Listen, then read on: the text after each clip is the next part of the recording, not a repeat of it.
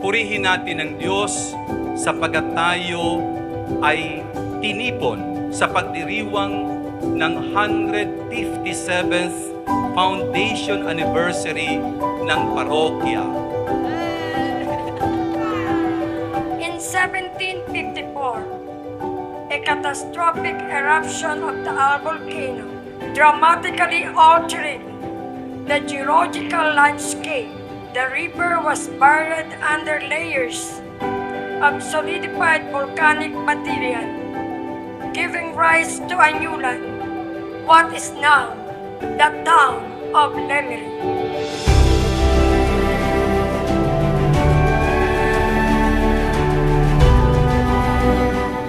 Sinasabi ni San Pablo sa mga taga-Korinto na saat at ating tayong lahat dito sa parokya ng San Roque, kayo ang gusali ng Diyos. Ayon sa kaloob ng Diyos sa akin, ako ang naglagay ng pundasyon bilang mahusay na tagapagtayo. Iba naman ang nagpapatuloy ng pagtatayo ng gusali. Wala nang ibang pundasyon na maaring ilagay maliban kay Jesus.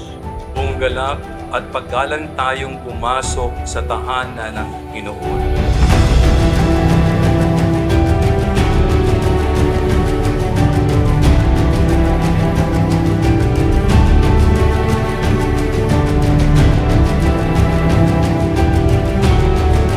Matapos mabuo muli ang simbahan na sinira ng pagsabog ng Bulkang Taal, purihin ang Panginoon, ang dakilang Diyos. Ang araw na ito ay dakila sa Panginoon na iyong Diyos. Ang kagalakan dulot nito ay magiging kalakasan ng mga taga-Lemery.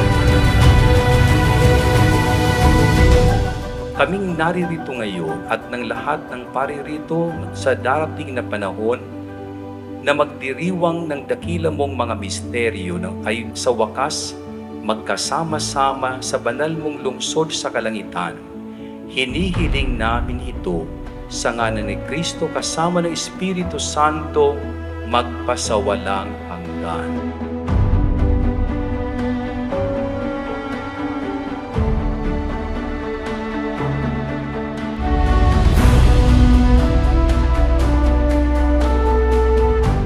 Sobrang pasasalamat namin kasi hindi kami yung naging blessing kay San Roque. Kayo yung naging blessing sa amin. Dahil kay San Roque, sa simbahan na to, mas maraming blessing pa yung dumating sa aming buhay.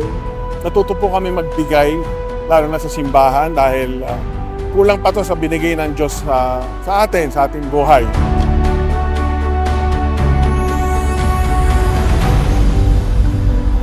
Ginintuang simbahan mula sa ginintuang pagmamahal ng Diyos sa ating lahat.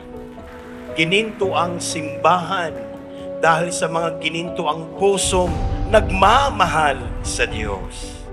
Ngayon ay atin pong masasaksihan ang paghahawi ng takip sa panandang pangkasaysayan ng ating simbahan at ating pakinggan ang pagbasa ng nilalaman nito.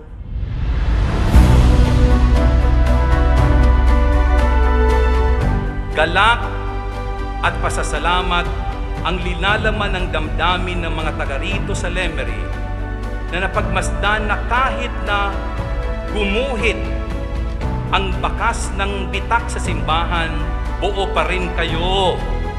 Buo pa rin ang pananalig ng mga taga-Lemery at malalakas ang loob ninyo upang magkasama-sama kayo at maging sambayanan ng Diyos. Congratulations sa inyo!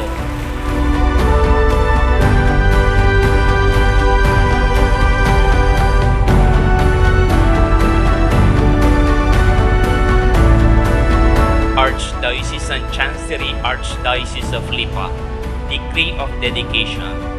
Be it known that the church and altar of San Roque Parish, Lemery, Batangas, was solemnly dedicated according to the rites of the Roman Catholic Church.